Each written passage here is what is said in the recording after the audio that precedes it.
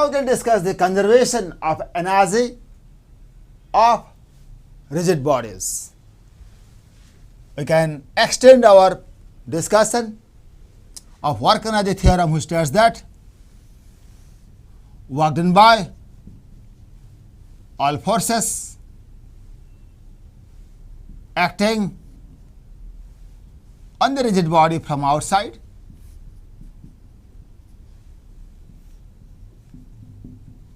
if you sum them up, work done by all forces, work done by F1 plus work done by F2 and so on plus work done by Fn, all external forces, because internal forces cannot perform any work for the rigid body or on the rigid body. That is the work done by all external forces is equal to this much, will be equal to change in kinetic energy. Work done by the external force, net external forces, the net work done by all external forces acting on the rigid body is equal to change in kinetic energy of the rigid body. And these external forces can be subdivided into two parts: conservative force, non-conservative force.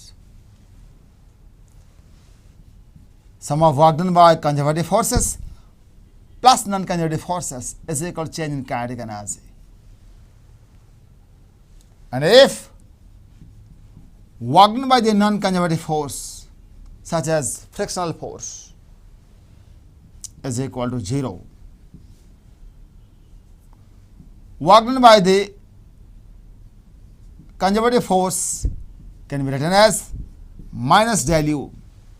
All conservative forces perform work at the expense of the potential energy. Therefore, work done by the conservative forces is equal to negative of the change of the potential energy. Putting this relation, we have minus del U is equal to del K. This gives us del U plus del K will be equal to 0. Therefore, we can conclude that total mechanical energy will not change. In other words, we can say that total mechanical energy remains conserved. So, the criteria is, the condition is work done by the non-conservative forces will be equal to 0. That is possible only when either non-conservative forces should be absent, or even though they are present, just like static force of friction, it must not perform any work. Then only you can conserve the total mechanical energy of the system. And I can support this statement by some example which states that whenever the non-conservative forces perform 0 work, we can conserve the total mechanical energy of the rigid body. The conservation of energy holds good when the work done by the non-conservative forces will be equal to 0. That is the idea. Let us use this idea to solve some simple examples. Let us take an example. The rolling object, say this is a solid cylinder.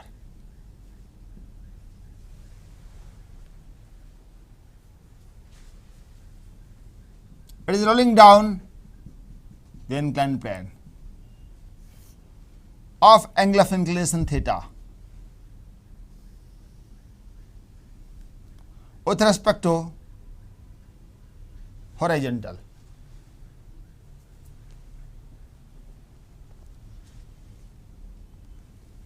This is released from certain height h from the ground level.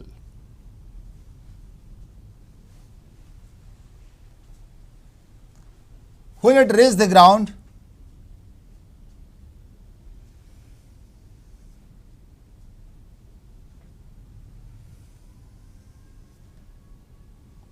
how to calculate its velocity?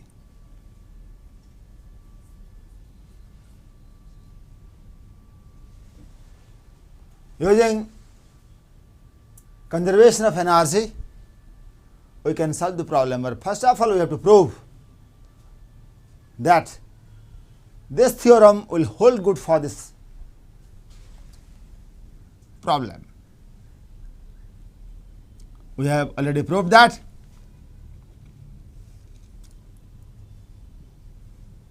The force of friction, the static force of friction here, work done by static force of friction is 0. We have already proved it. Normal reaction will perform 0 work, that also we have proved it. Because these two forces act at this point, and this contact point of the rigid body doesn't move in the case of pure rolling. Therefore, these forces do not perform any work in this case. Next is the gravitational force. Gravity acts at the center of mass, and center of mass gets displaced through a distance xa. The angle between the gravitational force, that is mg, and displacement of the point of application of the gravitational force, that is the center of mass, is equal to phi. Let. So the work done by gravity is equal to mg into sc. The angle between these two vectors, that is phi, cos phi. When this is phi,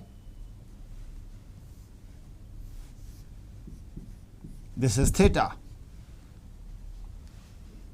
Theta plus phi is equal to 90 degree. So phi will be equal to 90 degree minus theta. So cos phi will be equal to sin theta. Substitute cos phi here to get work done by gravity is equal to mg xc sin theta, and let xc is equal to x, mg x sin theta, and x sin theta will be equal to h. We can write mgh. Gravitational force is a conservative force. Non-conservative force doesn't perform any work. Therefore, this is a clear-cut case of conservation of energy. We can conserve the energy, or we can apply work energy theorem, which states that sum of work done by all forces, that is equal to work done by static friction plus work done by the normal reaction plus work done by gravity, that is equal to mgh, and change in kinetic energy, that's equal to, for solid cylinder, the change in kinetic energy will be equal to half m into v square. V is the velocity of the center of mass at this point, 1 plus k square by r square. And for cylinder, solid cylinder, k square by r square will be equal to half. So half mv square into 1 plus half, that is 3 by 4 mv square. The total work done, this is change in kinetic energy. Apply work energy theorem, which states that W is equal to del K. So total work done is mgh, and del K is 3 by 4 mv square. Therefore, the velocity will be equal to 4 by 3 gh, square root of this. Answer. This is the process where we used the work energy theorem That the method number 1, work energy theorem.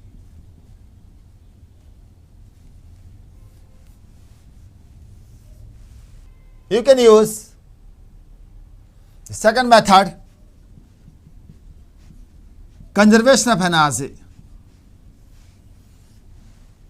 Change in kinetic energy plus change in potential energy will be equal to 0. The kinetic energy change will be equal to 3 by 4 mv square. When the center of mass comes down through a height h, the gravitational potential energy will decrease by mgs. Therefore, change in gravitational potential energy will be equal to minus mgs, will be equal to 0, and at last you are getting the same answer.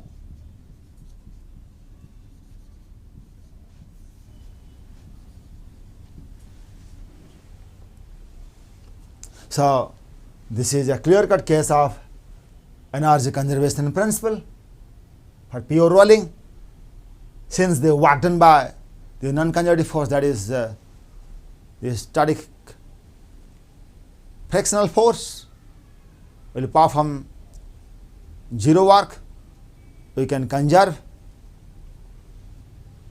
the total mechanical energy of the system, because gravitational force is a conservative force.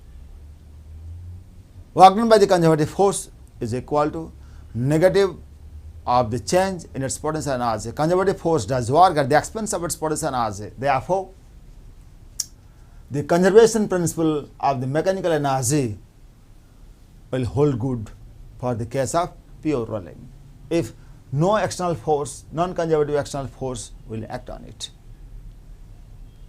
And even though these forces can be treated as non-conservative forces, they do not perform any work. Therefore, we can conserve the total mechanical energy of the rolling object or the rigid body in this case. In this way, by using the conservation of energy principle, we can solve some more problems. In the next class, we will discuss more elementary problems based upon the conservation of energy principle.